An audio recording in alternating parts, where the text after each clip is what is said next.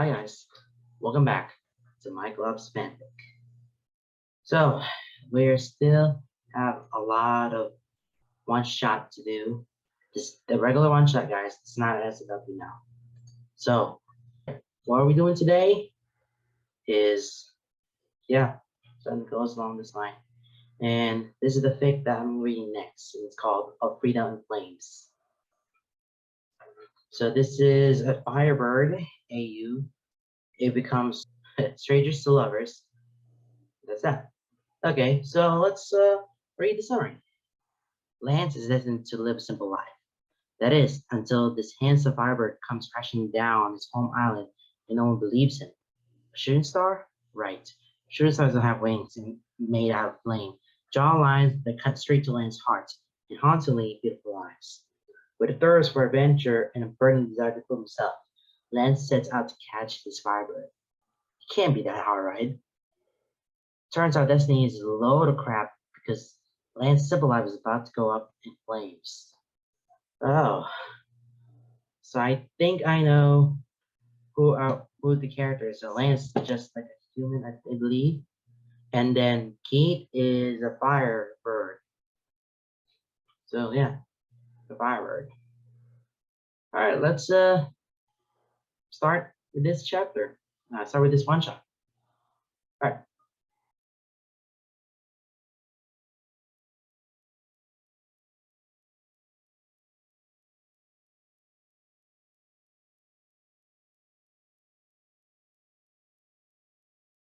Okay, here we go. Of freedom and flames. So here's the thing. Lance has always led a simple life. Fifth son of a fifth son, born on a farm and raised a fisherman, like his father and brothers before him, living in a small, safe island with one town that boasts a bustling harbor, which acts as a pit stop between major outlets. They see a lot of people from all walks of life, from all sorts of islands and cities and places. Lance has spent his whole life watching them, talking to them, hanging on every word of their fanciful stories with stars in his eyes and mouth agape, admiring their clothes and accessories and fabrics from places he'll never visit, dreaming of a life where he can sail the seas, see the world, experience adventure and action and romance and life. And then he comes back to this busy port-side town on his small home island. He comes home confident and handsome, with windswept hair and a colorful clothing cut to his filled-out figure. He come home with riches to spare and legends sing his name. He come home a hero, a wonder. And then he married Laura, the mayor's daughter, the prettiest girl on the island. And he lived happily ever after. That's a dream, but it's not his reality. It's because Lance has always lived a simple life, and nothing can change that. He's destined for this simple life, like his father and his father before him.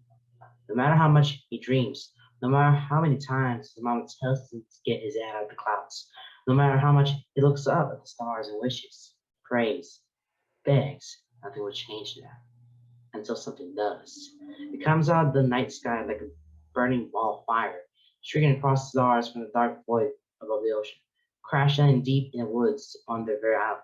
That shouldn't be awake. He should be sleeping, preparing for an early morning on the boat with his father. But he is awake, and he does see it. And he sees it because he's staring at the stars, wishing something would change. And the flames come streaking through the night like an answer. The puzzle was always reckless to a fault. He darts through the night, away from his family home, through the fields and crops his mother's family tends, into the woods, through the trees, to the giant chasm left in the dirt, a hole, a pile of rubble, smoking and dark, a scorch mark on the earth.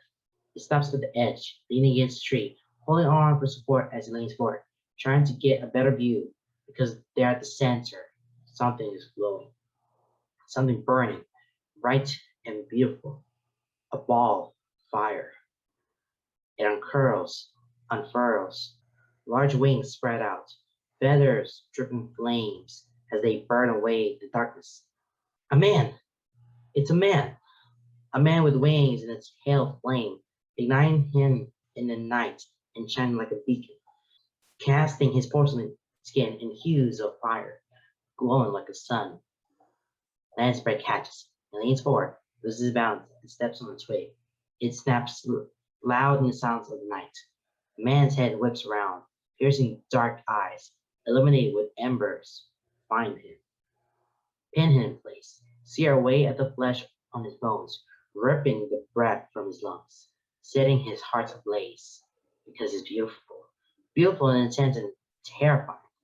And then he's gone, with a flap of his wings in the flashlight. He's starting up the chasm, his landing made and into the woods. A streak of light, a glow between the dark silhouettes of the trees, until the light is gone. The shadow pressed in, and the forest is once again silent. And Lance is left with nothing more than the burning spots in his vision. A heart that beats far too fast, in a single word echoing in his mind. Firebird.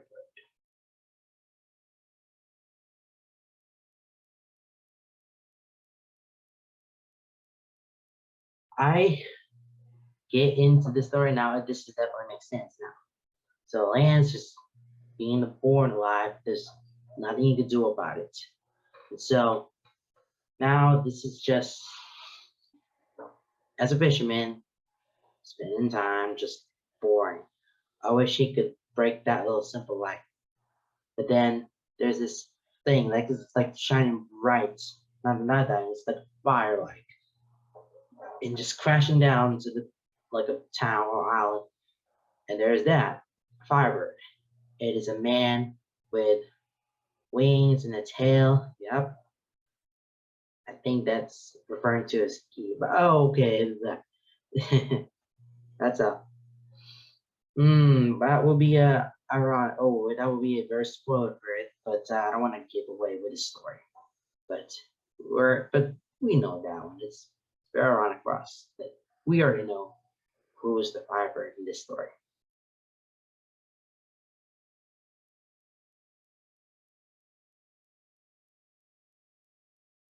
Firebirds don't exist, Lance. It says for the umpteenth time. Exasperation hang heavy her words and heavier her shoulders. Just because no one ever sees them doesn't mean they don't exist. It kind of does, buddy. Hunt says far more kind and far more patient. Like he's actually apologetic for disbelief, which isn't a great step up. It's definitely a tiny step above bitch. Like if no one sees them, then we have no proof they exist. But I did see one, Lance groans, running his fingers through his hair, tugging at strands as he throws his head back. How many times does he have to say it? Lance, you Punk hesitates, worrying at his bottom lip as he glances between and recites. You've seen a lot of things, buddy. Remember the time you thought you saw a unicorn, but it was just a horse with a stick stuck in its hair? That's or that time you thought you saw a mermaid, but it was just a big fish caught up in the seaweed. Hey, wait, or that time you thought you saw a big earth troll out in the woods, but it was really just okay, I get it. Not the best track record. He hops out of breath, shoulders slumping as he crosses his arm over his chest, eyes narrow to him. But I'm right about this. He was that fireball that shot across the sky last night. That was a comet, he says. I didn't see it, but a lot of people are talking about being a shooting star, Hunk adds. Comet. It wasn't a shooting star. It was a firebird. How do you even know? It was too bright and too good for anyone to get a good look at it. I even had a spyglass and could he landed in the woods, Lanford's. Uncle blinks. He? Bitch, not eyes narrow. You went out there, didn't you? His chest pops out, cheeks warmer than his chin. Challenging. I did. I just found where he landed. He was, guys, it was crazy. It was, he was a man, but with giant wings and a tail of fire. It was a firebird. I just know it. They exchange a look. He knows that look. That's the look when they get when they're talking silently to him, usually about him. Trying to decide what's the best way to go about this. Trying to figure out the best way to break it to him. An exasperation so thick in the air that it suffocates. It rubs against his skin like sand, rough and unpleasant. Rob starts making indigents rise up his throat like fire.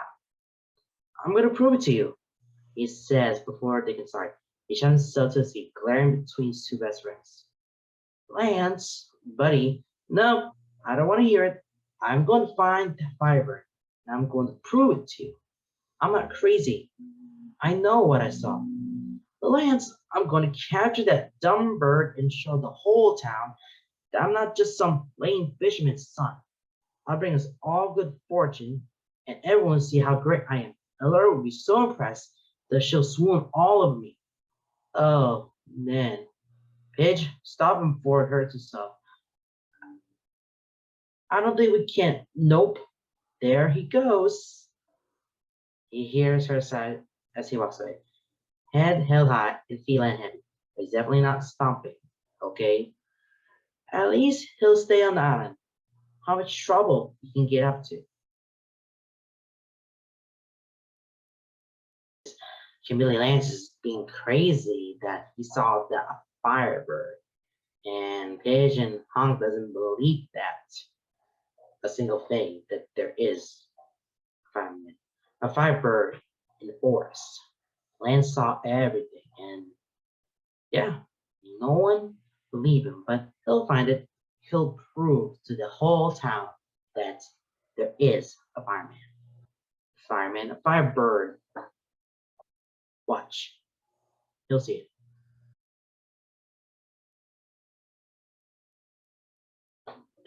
So, here's the thing. Lance is perfectly capable of admitting that maybe this was a bad idea, and he contemplates this fact as he stands at the edge of the largest crater. It's no longer smoking, but the earth is charred black at the center. He stands there, toes of his boots dangling over the edge, lips pursed into a frown, and really thinks about this plan for the first time. And yeah, okay, so maybe he had been a little rash. He's so tired of no one believing it. He's so tired of everyone just deciding that nothing exciting can happen to him. He's tired of nothing exciting actually happening to him. He's tired of being just the youngest son, destined to sail on a crappy, hand-me-down boat, catching fish for the rest of his life, never to have an adventure, never to catch anyone's eye, doomed to only know what he's always known. He's tired of it. He wants adventure. He wants excitement. He wants to prove himself, and so he will. Even if this quest might be a dumb one, might be a little dangerous, might be already filling him with a sense of regret as the bag on his back starts to create an ache on his shoulders. But he knows he won't turn back. He already made a big deal about this. He made declarations to everyone, big and boisterous, to his family, to his friends, to the town, to Olora. He said he was going into the forest and he was going to capture the Firebird. He was going to prove what he saw and bring good fortune to their little island. And he won't come back until he captured it. That's the part he kind of regrets. The whole, I won't come back until I have the Firebird thing. That's far too much shame going back empty handed. That would not only be admitting defeat in this, but in everything, accepting his place, his quiet little corner of monotony. Yeah, he's gonna do that. So, Flynn, to his stubborn pride like a lifeline, he slides and stumbles down the crater. No going back now, only forward. He crouches near the center, right at the impact point, running his fingers along the scorched earth. Now that he's looking at it in the daylight, he's positive that he wasn't making all this up. If it was a comet or whatever, there will be evidence of the rock that impacted. But there's nothing here, just earth that's burnt and still warm, and some very distinct footprints leading through the dirt up over the other side of the crater, where he saw the Firebird disappearing the night before.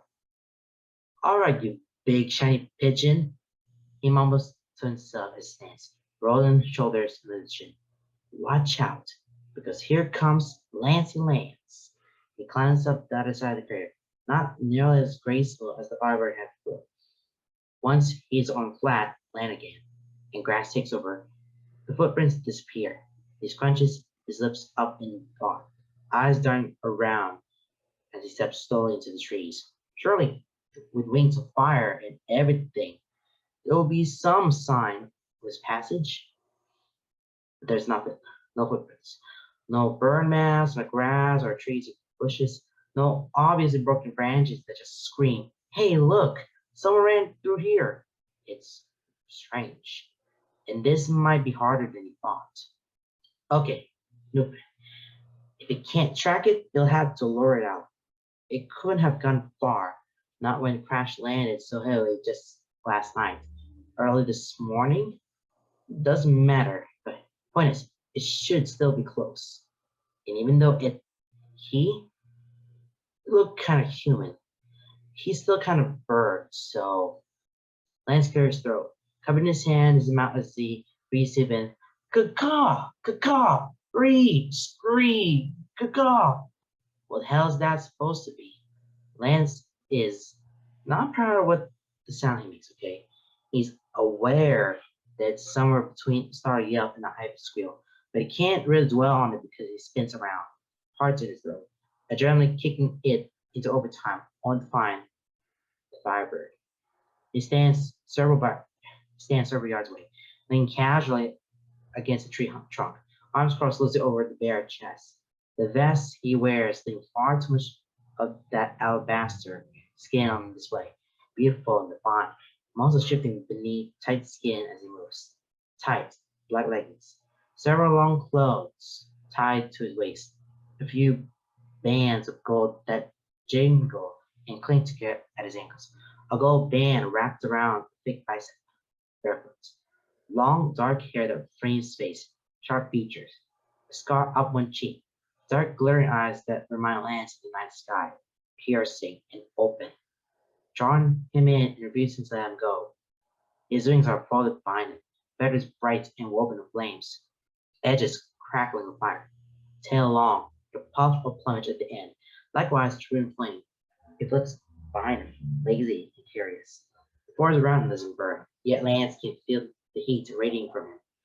Lance stuck, staring, eyes wide and mouth agape. Firebird just watches him. And slowly, one eyebrow rises, wry and mocking as his head tilts. It's an expression Lance is so familiar with, so incredibly human, and he snaps out of his awe and reverie with a flare of indignant pride. "It's a bird call, duh," he says, crossing his arms over his chest and leaning his weight to one hip, meeting the Firebird stare with narrowed eyes. "You're a bird. You should know that." The second eyebrow joins first. That was definitely not a bird call. It was too. As you said, I'm a bird. So should I know you better than you? Well, listen. Hey, where are you going? He takes a stumbling step forward as the Firebird turns late. He pauses though, half turning the pin Lance with Lester. "I don't have time for this. I thought someone was out here dying. But you're clearly just an idiot."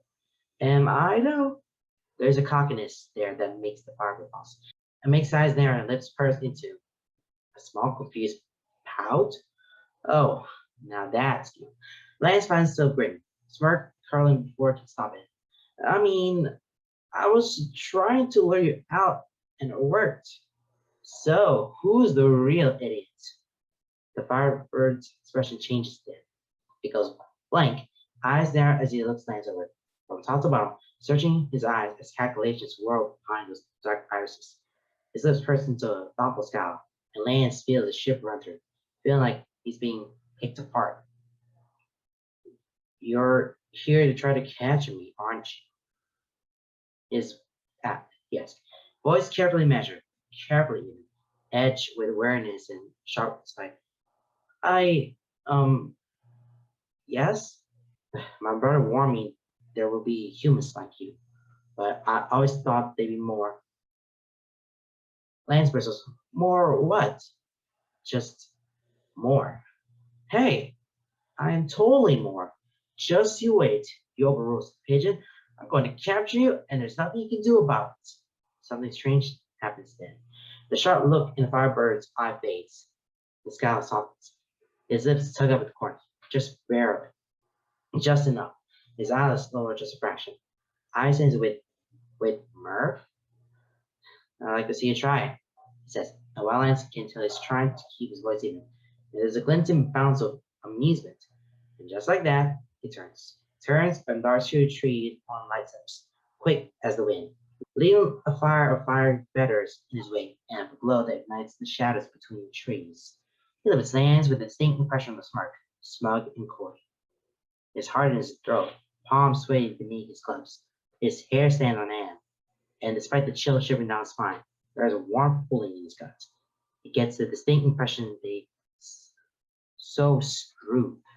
But hey, at least Firebirds are real. At least say that. Now, Lance will be going on alone in this journey and finding where it's Firebird. But just in reality, Lance is standing there and looking at Lance, just saying, oh, I'm gonna find this one. He's just right there the whole time. I mean, his goal is to capture him, but he's warned by his brother, Cheryl, about the humans there, because there are humans in the island that could be dangerous. All right, let's just go on. That's it. Lance mumbles, bowstring cocked and taut, thumb grazing his cheek. He eyes down the length of the arrow, aimed directly at the Firebird below. He's perched up in a tree, crouched on a sturdy branch in the shadow by leaves. In a small clearing below, he's left a pile of fresh fruits, nuts, and fish, as well as a rabbit he killed earlier. He's not sure what Firebird eat, but he figured something there would appeal to him. It had worked. Firebird crouches over his slash, wings tucked against his back, fire feathers flowing down the length of it to pull on the ground at his feet. He picks through the pile, flicking a rattling fish aside and discarding the rabbit with curl was it before poking through the fruit. Almost hold. He breathes, barely daring to make a sound, but finally something grounding in his own voice. He's waiting for the perfect shot. The only time patience comes naturally to him. With a bow in his hand, arrow cocked between his fingers, the world moves slow, peaceful, and his mind goes still. The Firebird's back is to him. Most of his form is carried fire. His feathers, admittedly, are beautiful. He's never seen anything like them. Every hue of yellow to red, even with darker purples and maroons close to the base. The edges of them whisk in the wind like flames. They're almost too bright to look at directly. But as beautiful as they are, they really need to move so it can get a good shot. He sighs, hopping a breath upwards toward his fangs. I know you're there, the Firebird says, amusing lifting his words, and leans back on his heels, tilting his head as he lifts a fruit to examine it in light. I don't know what you're trying to accomplish, but I'm not stupid enough to fall for whatever you're planning. Lance eyes narrow. Arrow poised. By the time he waits. And then the Firebird shifts. Half turned to look directly at Lance's perch. Eyes dark and sharp and pinning him in place with a precision that tells him the Firebird knew exactly where he was this whole time. But his posture doesn't falter. His aim doesn't waver. He holds firm because with a bow, he's confident. He's sure. The moment has the Firebird turning, wings shifting away as his torso swivels around, moving to the blinding wings out of the way, exposing his body, giving Lance the perfect shot. There embeds himself into the ground just to the right of the Firebird, and sound stretches between them. The Firebird looks at the arrow, one eyebrow raised as it turns back to Lance. There's something strange in his expression. Amusement, but almost hurt. Like he had been sure Lance would fire and disappointed that he had. Lance merely stares back, breath caught in his throat, hands still held aloft, bow still raised, fingers shaking where they release the arrow, hovering in the air. You missed, the Firebird says, dry and even. I never miss, Lance is simply, surprised when his own voice doesn't waver. The bird must hear the surprise in his voice, because the hard edges of his expression soften, open with curiosity till his head, brows furrowing, lips pursing. For someone who never misses, you missed the target that wasn't moving. I never miss, he repeats, slowing thickly, slowly lowering his bow. I'm the best shot on this island. I never miss. But you did. I didn't. That scowl increased, eyes narrowing, confusion making him shift, feathers ruffling, tail flicking in agitation. I don't I don't understand. Lance shakes his head, a wry chuckle escaping as his exasperated breath leaves his lungs. He runs fingers through his hair, dragging his hand down his face. I didn't miss because I didn't mean to hit you, he groans. Why not? Yes, wary and curious. Lance sighs, sitting down on the branch, bow laid out across his lap, feet dangling, helpers a respond. You're hurt, Firebird says. I am not. You are. One of your wings looks off. You're favoring it, keeping it close to your body. You hurt when you landed, didn't you? He stands slowly, gathering several fruits in his arms. He glares at Lance, the chin and squaring his shoulders. Lance recognizes that stance. Petulant stubborn pride. I am not hurt. You are, he sighs again. And I just decided I'm not going to hurt you. He had been about to. That arrow was meant to sink into the Firebird's thigh, hampering his ability to run. Not to kill, but to maim. Enough to catch him, but couldn't do it. When the moment came, he just couldn't. Good luck catching me then. His voice mused, dry, monotone, but there's something akin to relief in there. Lance offers a lazy grin, a cock of his lips as he swings his feet in open air. I'll get you. Just you wait and see. Sure, the fire scoops as he turns to Walter. And just so you know, I don't eat meat. Just use more fruit in your next trap. You got it, Lance says with a little mocking salute. He's awarded with a small smirk. One of the lips cheeks and dances in his eyes more than it touches his lips. Hey, wait! The fire pauses at the tree line. There's no shore to humor Lance's request. What's your name? He asks, heart beating far faster than it should. The Firebird considers him for a long moment, and for that moment, Lance doesn't think he'll answer. Then Asper is back, and he says simply, Keith. Oh, he breathes. Find that he's leaned too far forward as to catch himself on the trunk before it falls. He feels warm, body tingling. Why does he feel so flushed over such a simple thing? Lance. That's Mark, barely there, turning away before it can fully warm. See you around, Lance. So yeah, this is him practicing. That's Lance practicing. So finding where's the freaking Firebird there. But again, he already knows where this has been going. But he was saying, "Oh my goodness,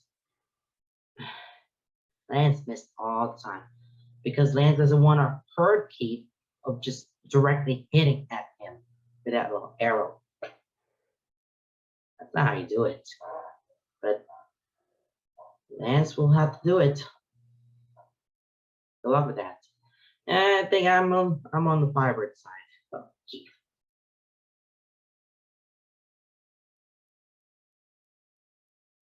Lance is the son of a fisherman. His brothers are fishermen, as was his grandfather, and as are his uncles. He grew up tending the farm with his mother and walking the deck of his father's boat.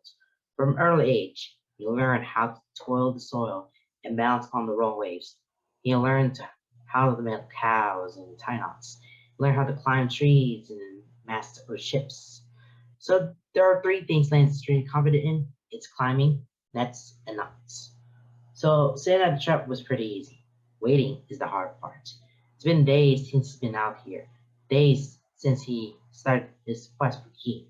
Every days, he has been avoiding. He has carefully laid plans and infuriating playful ease. A spark on his lips, a dance in his steps, and a challenge gleam in his eyes. It would be so much easier if Lance could just shoot him, but yeah, he's not going to do that.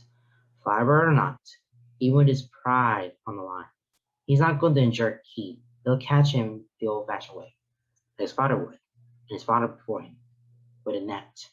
He waits in the shadows, eyes darting through the trees. He sees Key long before he arrives.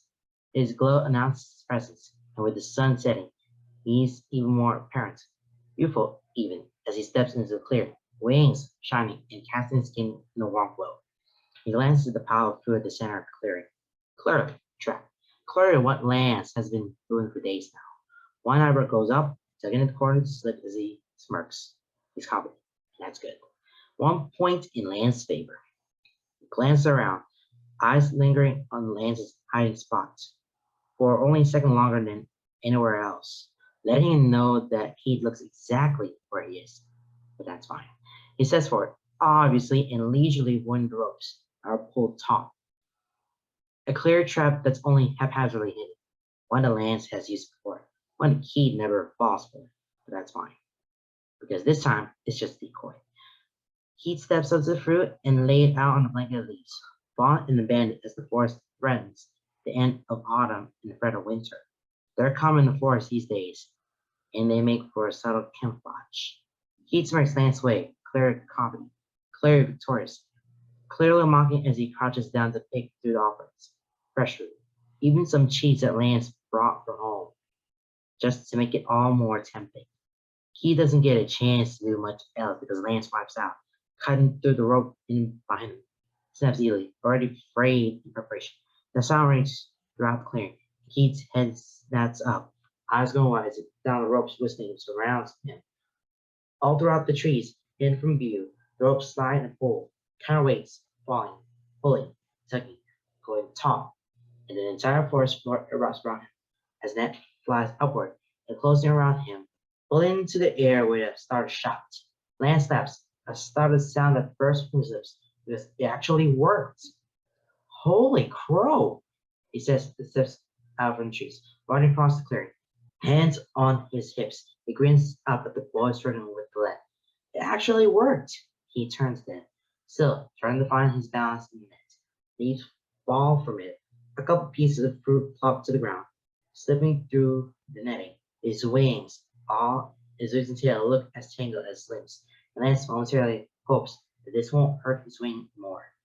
Keith's fingers curl through the ropes, holding them tight as he glares, scowling down Lance. His wings are bright, a small little flame held aloft. Told you I'd get you, Lance's voice all low and coy, smug and giddy. He reaches out, just able to poke Keith's cheek through the netting. He pulls his hand back quickly, and the Firebird snaps his teeth. Oh, calm down, Keith Bird. We're just gonna go into town, show everyone that you're real, and I'm not crazy. Then I'll let you go. Humans never let go. He growls. There's a pain beneath his anger that Lance's heart squeezing, aching. I'll be held in that town as a trophy, and they'll never let me go. They'll chain me up and sell my feathers and treat me as a pet. Lance licks his lips, swarm past the luminous door. They won't. He sounds uncertain, even to his own ears. Keith's stare is unwavering, and Lance shakes his head. This person into a tight line as he straightens his posture of his chin. I won't let him. I capture you, so it'll be my decision to let you go. And I will. Keith says something instead. Scowl fading to a small hint of a smile. Eyes remain narrow, but they're crinkled at the edges, unable to hide the lips of his cheeks. My hero. This is right. As he dances, seeing those midnight eyes. But are you sure you caught me? Hello? Have you looked around? You're kind of trapped in net, buddy. Am I? I I don't like that tone. Whatever do you mean, Lance? You sound like you're up to something. Something like this? The fire is wings flares, bright and blind, enough so that Lance has to take a step back, throwing up his hands to shield his eyes from the lights. It comes off in waves, fire building quickly, brightly, intense and raging. And then when it dies down, and then the twilight air can rush back in. Lance squints through the spots in position to find his tent is burning and keeps standing beneath it. Wings spread wide and a devilish smirk on his lips. Shoo. Lance was shoo little. Keith tries, taking step forward. Not my fault you tried to catch a firebird in a woven net. But we haven't burned any of the forest. I thought you were just like for show or something. Keith chuckles, low rumbling, and sends a pulse of chills down Lance's spine. Gut clenching and heart fluttering. And instantly, heat is there, right to his face. So close that Lance can feel the heat radiating. Can feel that he's basking in the light of his feathers as his wings rise around him. A wall of flames. He's so close, green wiggly, eyes tense and burning. And Lance knows he should be afraid, but he's not. He can only feel awe. He can only feel strange something at his heart hammers and his toes curl. Breath catching his throat as his mouth was dry. He leans in so Lance can feel the brush of his nose and his breath against his lips. He feels sparks from that simple touch. Feels electrified. Feels the stag between them and their itch beneath his skin to reach out, to touch, to lean forward, and I only burn when I want to burn, he hums, and Lance swears he can feel his voice against his lips. Better luck next time, and then he's gone. His light fading through the trees as his laugh echoes through the encroaching night. Lance feels rooted to the spot as scent burns above him. He still feels Keith's warmth and the ghost of his breath long after he's gone. Oh, yep. Lance had tried almost he captured, but he doesn't know that he's Firebird. It's fire, okay? He can burn through all the wool, okay? He can easily burn with anything, okay? Nice try, Lance, but you almost caught him, but it's fire, so there's nothing you can do about it. So he's almost there. He's almost getting captured, and then so that he can tell the people that, yep, he's not wrong, but he misses it again. Sucker. It doesn't take Lance to realize that he's probably not going to catch the Firebird. As crafty as he can be, he's smart, scrap, and always manages to catch Lance on guard. He expects to be frustrated by this. He surprised when he's pleased. He's actually having fun. He's fun. His face will smirk, that challenging glint in his eyes. He gets Lance all riled up in the best way. Makes him want to keep trying. If only to see what Keith will do next. If only to spend more time with him. If only to learn something new about the Firebird. He knows eventually. He'll have to go back to the town. He'll have to go back home a failure, with shame and damaged pride. He'll have to deal with the fact that not a soul will believe him. No one will take him seriously when he says he spent weeks playing cat and mouse with a mythical Firebird. A Firebird is found and makes his insides all mushy and sets his heart on fire. Figuratively, of course, because no matter what they say and what they do, he has never hurt him. He's never gotten the impression that Keith will hurt him. Feels safe. It's strange. This weird, tremulous trust. But it's there, and it's growing, and Lance desperately wants to see where it leads. At first he was chasing Keith to catch him, now he finds it's just chasing Keith. He's also noticed that something is wrong. Keith doesn't belong here, not on this island. That much is clear. Lance is caught staring out to sea, staring at the night sky, sighing wistfully, defeat heavy on his shoulders. His wing is still injured, and there are shadows in his eyes. Keith doesn't belong here, and Lance wants to help. Doesn't know when his priorities went from prove himself to help Keith, but it happened. It happened, and it aches his chest. Winter is coming on quick. The morning dew is starting to freeze, layering the gray dawn with frost. He doesn't think Keith will have to worry about the temperature, but he will. He's running out of provisions, and he knows if he only camp out here for so long, he'll have to return home. He wants to help Keith before then. He doesn't want to see Keith go, but he doesn't want to keep him trapped either. It's all a mess. The situation, his head, his heart. He doesn't know what to make of any of it. He's not sure what to do next. So he keeps laying traps, though he can admit they're not really traps anymore. They're half but excuses to offer food to Keith, to arrive him out of hiding. He stops setting up nets and has started sitting with him, talking to him, eating with him. He never stays long, but it's always long enough to make Lance crave more, enough to keep him here, to keep him hoping, to keep him wanting. It's long enough for Lance to see the ghost in his eyes, and the baggage he hides behind with grins and barbed jabs. It's long enough for him to see that Keith's wing is still injured. It's long enough for him to see the longing and restlessness that Keith carries with him. Long enough for Lance to dream of a life that's different, of a life of adventure, of a life where it can leave being a fisherman behind make something of himself. It's a dream he's had often. But now there's something new. A new star. A burning ball of fire at his side, warped in his chest, and hid a grin on his lips.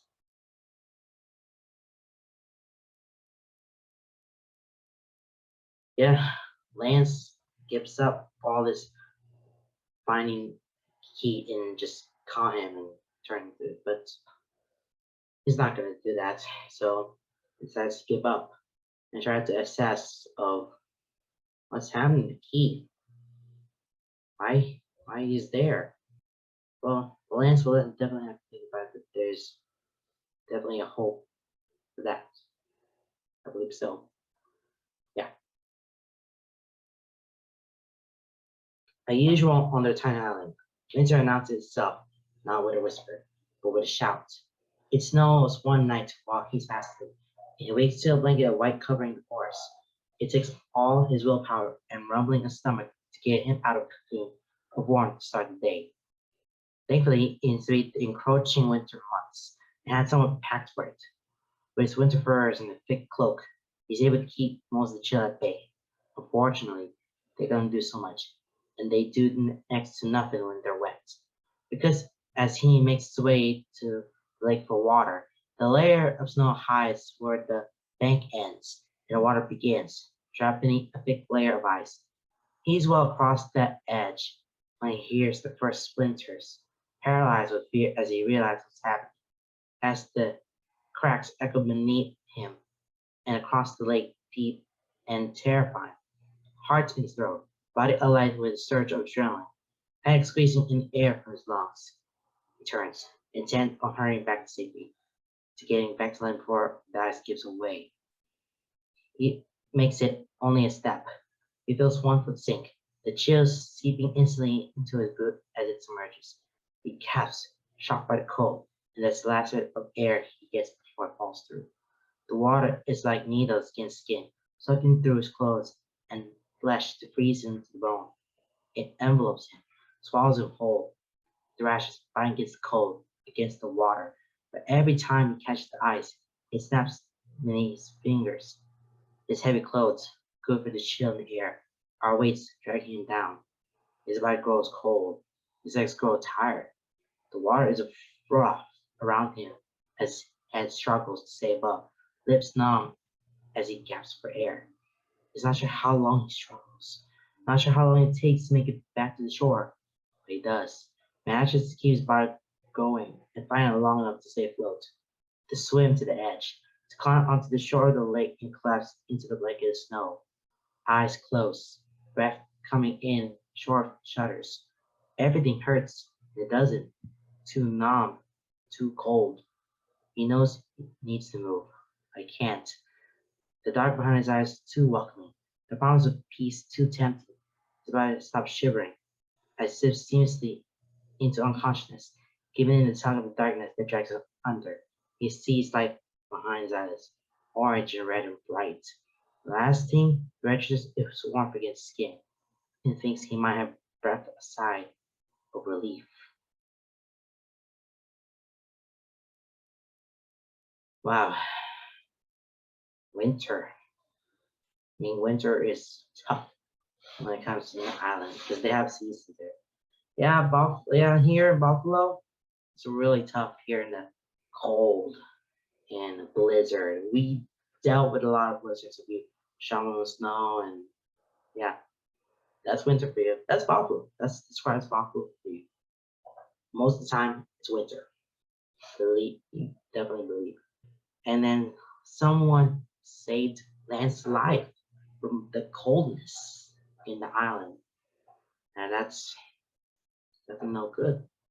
So yeah, some is it? I think it's a Firebird. He's lulled to consciousness by the feeling of fingers carding through his hair, slow and rhythmic. Blunt nails dragging pleasantly along his scalp, fingers smoothing back his hair and lingering gentle strokes. He's warm, pleasantly so, wraps him like a heat that presses delightfully against skin, soft and silken. It's a far cry from the chill of needles pressing into his flesh and sinking into his bones and dragging him under. opens his eyes and immediately regrets it. Everything is bright, too bright. He groans, squeezing his eyes shut once more as his face crunches up, and he curls in on himself as the pain slowly recedes from behind his eyes. Fingers in his hair still, an arm around him tenses. He opens his eyes once more, but slower this time, squinting against the light until his eyes can adjust. It's fire, a gentle fire, a low burning fire, flames shaped like feathers. In fact, they look exactly like feathers. Tendrils of fire sprouting from the center shaft, purple near the base, fading to maroon and red, orange and yellow, wisping at the ends, like the flame does, alive, moving, and yet not burning. Warm to the touch, heat radiating from the flames, but they don't burn. They don't hurt. Land's eyes wet as he shifts a hand, reaching for them, gently and hesitantly carting his fingers through the feathers. They feel warm, soft as silk. He can see the fire bending against his skin, but it doesn't burn. Feels the body against him, tense. And that's when it fully registers that he's leaning against a body. And knows exactly whose body it is. His eyes trail away from the feathers, along the wing to a solid and bare chest, up to broad, strong shoulders and a jawline designed to cut, a rock wall behind him, dirt floor around them, a brief chill of the wind before it's drowned in heat. He's cradled in Keith's lap, nestled between his crossed legs, his own dangling over a firm thigh. He's leaned up sideways against Keith's chest, head resting on his shoulder, one of Keith's arms around him, the other running fingers through his hair. His injured wing is tucked up against the wall, with the other draped over them both, enveloping Lance in a blanket of warmth. It's hard to tell at this angle, but it's pretty sure Keith's tail is wrapped around his ankles, keeping his feet warm. He hasn't lifted his eyes high enough to meet Keith's gaze. Doesn't think he can, not when they're in a position that's so intimate. But he knows that Keith's aware of his every moment. He can feel how tense he is. He can hear how fast his heart is beating. It's a comfort, at least, because Lance is racing just as fast. His mouth feels dry, hard to his throat. His body is warm from Keith's wing, but his skin tingles where they touch. Buzzing, hyper aware, trying to memorize all of this. The steadiness of him, his gentleness. He's firm and strong, holding Lance so tenderly, and Lance feels safe. Safe and alive, and despite how still he is. His insides are going wild. His heart wants to race and melt all at once. He's never felt like this, and as exhilarating as it is, it's also terrifying.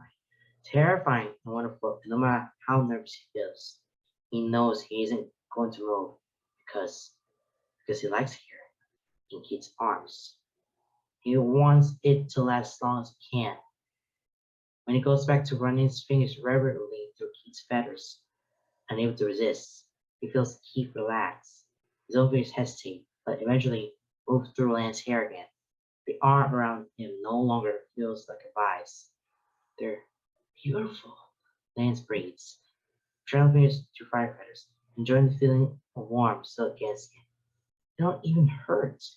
Feels Keith's chuckle more than he hears it. Just a soft, breathy sound vibrating through his chest. I told you, he mumbles, voice up low. They only burn what I want them to burn. They won't hurt you. There's a gentle admission in those words, an underlying confession. Lance swallows thickly, willing his voice to remain level as he says, "You saved me." He remembers the lake, the icy water, falling conscious in the snow. Keith hums a soft acknowledgement. Why? Keith hums again. His fingertip traces the curve of Lance's ear, touch causing shivers to run down his spine and walk towards her. I suppose you're not so bad. For a human, anyway. Being trapped on this island would be a lot more unbearable without you. Lance tilts his head back and finally, moves over Keith. The sharp lines of his jaw, the dark line of his scar, the thick line of his brows, the way the firelight makes his pale skin glow, shadows dancing across his features, dark eyes that are far too much for Lance's poor heart to handle, crinkle at the edges, from a smile that softens the harsh line of his mouth. There are a few feathers in Keith's hair, Long tendrils of whistling fire that hang behind his ear, trailing into dark, silky strands. Why are you here? He looks away. That soft curve of his lips fading, becoming harder, harsher, eyes swirling with shadows as he stares across the cave to the snow gently falling outside. I was flying. I don't know for how long. Too long. I thought there would be more islands along the way, but there was only open sea. I had nowhere to land, and I was tired. Everything ached. As soon as I was inside this island, I was barely able to stay aloft. You crash landed? Lance says, and, in search of bravery and sympathetic fondness, runs his fingers through Keith's hair, touching the feathers that hang behind his ears. He feels Keith shudder, but his heart squeezes when Lance says such. You hurt your wing. Keith's eyes drip shut. And now I'm stuck here. How long until it heals? I don't know. What do you look for? Brother. His eyes are lit innocent. Sorrow swirling in those dark depths. Lance runs fingers through his hair, scratching his scalp, and Keith Nelson's such. He went missing. I have to find him. Lance hums, a pinch pulling between his brows. A friend of mine is also looking for her family, her father and brother. Well, she wants to. She's still trying to figure out how to leave the island. What about you? Keith's eyes dripped down to him, searching his face, curiosity chasing away the shadows. What about me? You want off this island too, don't you? Lance swallows, voice shaking as he says, how do you? Keith smiles small, gentle as breeze, as the warmth radiating from his feathers. There is a restlessness in you. It reminds me of myself. There's an intensity in his eyes. And when Lance can't stand it any longer, it feels like it's tearing apart, piercing right into the heart of his soul and seeing every part of it. He looks away.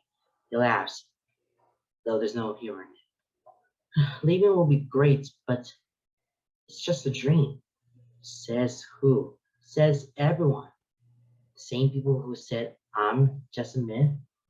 Yeah, Lance says slowly, a smile starting to tug at the corner of his lips. He sees an echo in Keith's eyes, understanding passing between them, followed swiftly by an eager excitement. Those same people. I think we should prove them wrong. Yeah, I think so too. Wow, this is a really, really good story so far. I mean, Lance woken up from first of all where Keith is. Yeah, Keith saved Lance. And yeah, this is just the yeah. Keith wanted to find his brother because he was flying around. And this is the only island, and then all of a sudden he lost. Well, he hurt his wing. Now he falls over down to the island. But he went missing for that a long time. And then similar to Lance, well, Lance is a friend of his looking for their family. And Lance's dream wants this island. He doesn't want to be in the island anymore. He wants to be anywhere else but that island that he lived in.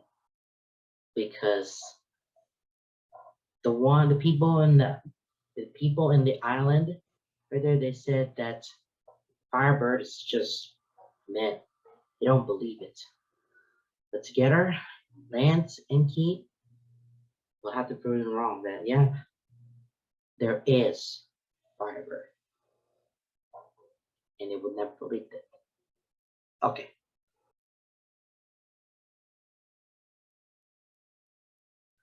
Lance whistles as he strolls into town, boots slushing through the snow that melts beneath the bright sun. The first snowfall always comes on quick, but it rarely stays for long. He doesn't have his bag with him. He left that with Keith. He feels lighter without me, confident, a man on a mission, a man who knows he'll succeed. He walks down the familiar cobblestone streets with his hands in his pockets and head held high, whistling a jaunty tune. One minute he's picked up from sailing with his family. His pace will be lazy, were it not for the balance in his step. You feel his eyes slip, and hear the whispers staring up in his wake. I searched it. Oh, that McLean's boy. He's back. It's been over a month. He's alive? Didn't he go chasing after Firebird? They don't exist. Look at him, empty-handed. Where's he going? Why is he grinning? A grin, he does. Because his heart is lighter than it's ever been. A giddiness in his veins that makes him feel as if he could fly. He wonders what it actually feels like to soar. He wonders if Keith might take him. Astronaut in the Ocean Remix by Mass Fold, featuring GDG. Alexa, stop! Alexa, stop! Oh my goodness. Okay. Oh, that scared the hell out of me. Okay, let's try it again. Wonders if Keith might take him. When his wing heals, he'll have to ask. For now, he has a mission. But Lance? He pauses to step at the sound of Honk's voice, turning to see him hurrying out with his mother's figure. Lance! He sweats out in a huge hug. Brad squeezes out of him, but he laughs, heading Hong on the back of his skin. Hey, buddy. You're alive. Of course I am. Lance! The wind is knocked from him once more as someone much smaller collides with his back, toppling him back into Hong, who catches them both. You idiot! We were worried about you. He twists his arm, face buried in his face. I'm okay, Heist. Really? He says with a laugh, wrapping an arm around them both and pulling them down the street. Everything is great. Better than great. It's fantastic. Honk, I think he lost it. Lance, buddy, maybe you should take it easy. Nah, I got something I need to do. Wait, Pidge says, pulling them to a stop. Eyes narrow, searching Lance's manic grin with his scrutinized gaze. Did you... the Firebird? Lance's cheek hurt with a forced smile. Come on, he says with a wink, and continues to stroll. His friends fall in line, and he can hear their concerned whispers. It's all right, though. They'll understand soon enough. Allura! He calls her when he catches sight of her silvery hair glinting in the afternoon light. Once, the sight of her, beautiful and poised, had caused his heart to flutter. Now it feels little but warmth of adoration, but not one of attraction. She turns, blinking in confusion that soon melts into a genuine smile. Lance! She reads, and Lance hurries to her side. She stands near Dr. Romel, her assistant, taking stock of family ships. There are many of them, mostly trading vessels, and all the ships from this island are ultimately. You're all right. We were so worried when you ran off into the woods. When he's within reach, she smacks his arm, hard enough for him to yelp and flinch away. Her smile is still there, beneath the chastising glare and menacing point figure. Never do something so foolish again. I can't promise that, says Arisa. In fact, I'm about to do something even crazier. She shares a glance with Romel. He can feel Pidge and Honk having one their own silent conversation. He squares shoulders, meeting Laura's gaze with a raised chin and devilish smirk. I would like to purchase your fastest vessel, a small ship, preferably, so we can match it with a small crew. Her eyebrows raised toward her hairline. Lance, she says slowly, are you aware of how much such ship would cost? She knows his family, knows the state of their business. Not quite poor, but not quite well off. A humble way to life. I am, he assures her, reaching into his pocket. He produces a full piece of fabric, hold it out for her to take. Will this cover it? Laura takes it, curiosity coloring the delicate features as she carefully unwraps it. And they all gasp, eyes wide and all, face lit with bright lights of fire as one of Keith's feathers is revealed. Just one, a singular Firebird feather, purple in the stem, fading to maroon and bleeding to red, curling out to orange and yellow. It still burns, even now, still bright as a bonfire. Flames curl and wisp at the edges, shifting with the ocean breeze but never once diminishing, never once fading. What is this? Liv breathes, but I can tell she already knows. She just can't quite believe it. It's beautiful, says Romel, leaning over her shoulder. You found it, he says, ready has him grinning. Him, he says, pointing his back. I found him. So, what'd you say, Allura? A legendary Firebird feather for a ship? Her eyes dart to him, sparkling with mirth as she smiles. I think that can be arranged. What are you going to do, Lance? Tom asked. He turns to his friends, hands on his hips, smirk dancing playfully, wickedly, mischievous across his lips. What you say to adventure? Oh, yep. Lance wanna calls them back because they'll see this one particular feather, this Firebird feather that is got plucked out. And now they know that yep, there is a Firebird in the island. And they're gonna prove it wrong. So let's go. So yeah, Lance just back from this forest and such. And now they're telling the whole town that yep, there is fiber. And it's not myth, it's real.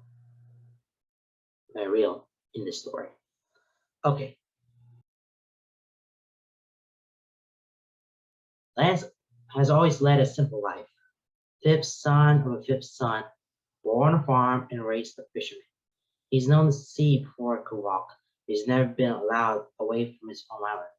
Never been allowed to see the world around him. Born into a humble life and expected to stay there. He's always led the simple life that was given to him until something changed.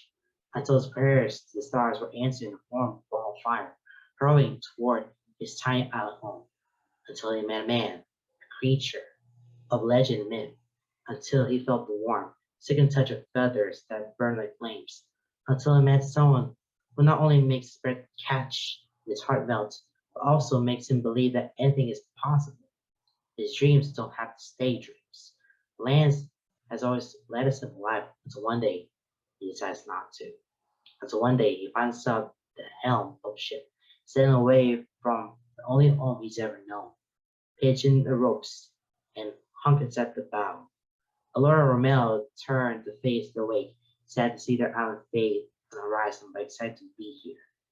They all are excited and eager to see the world, to find adventure, to chase something fanciful and new, to chase legends and watch myths come alive.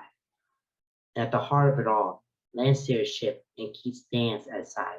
His wings still healing, but he spreads them wide, letting their flames burn brighter in the wind. Lance can feel the heat of it at his back.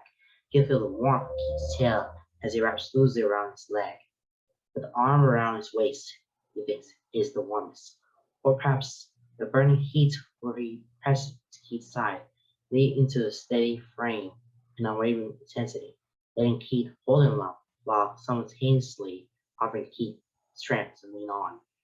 When he turns, and as Lynn's face into the crook of Keith's neck, he can feel his pulse beating there, wild and rapid. Imagine his own. He presses his lips to that spot, tasting the heat of his flesh, smiling against his throat when he feels Keith swallow. And then there are fingers under his chin, lifting it, tilting his head. He meets Keith's lips eagerly, a searing kiss that has toes curling, fingers tightening on the wheel.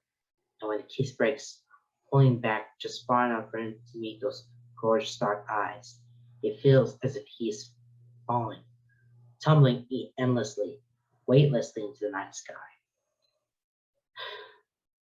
It looks like you caught me after all, he says, voice low and rumbling with a voice like, okay, as much as I like to take credit for that, I think you're wrong. Lance feels himself smile. Bill's eyes go lidded as he moves up on his toes, whispering the words across the curl of his lips. I think you're the one who caught me.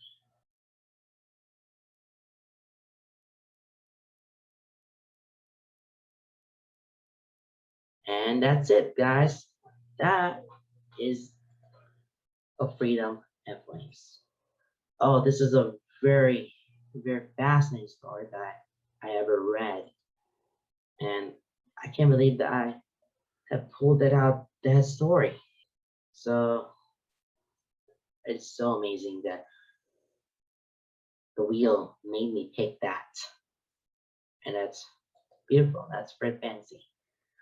Okay, so I have one more business to do before I go. Oh, before I do that, yeah, this story is really interesting because he is there trying to find where it lands because broke his arm.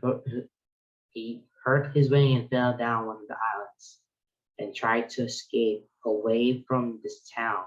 This town is just nothingness over there. He's there and got themselves survived, and that's the life. There's somewhere in the line of the town. Well, Firebird. There's Firebird at the end of the tunnel. And they wanted to save them and prove that this is the only hope to get away from this simple life that Lance had. And now he's with Keith, Firebird. They're on the way, going to new adventure and stuff. So that's beautiful. Okay, so we had. Now I want to do one more thing because I've done 2 of those and I'm only down to, let me check. Good news, guys. I got most of the fix that I had, except for 2 things: of misunderstandings and serenades, and of gods and apples. Those are the only 2 fixes I have left for you for ending this project. But hold on a sec. I have some good news to tell you, because with a name, they added 4 more of those figs, and they are drift compatible. It doesn't have to be weird. I like the me, I am with you, and I think I know you. Those are the 4 figs that's gonna be there. And guess what? There's gonna be a lot of things there, so there's gonna be more things around this project because we got 4 new figs that they added.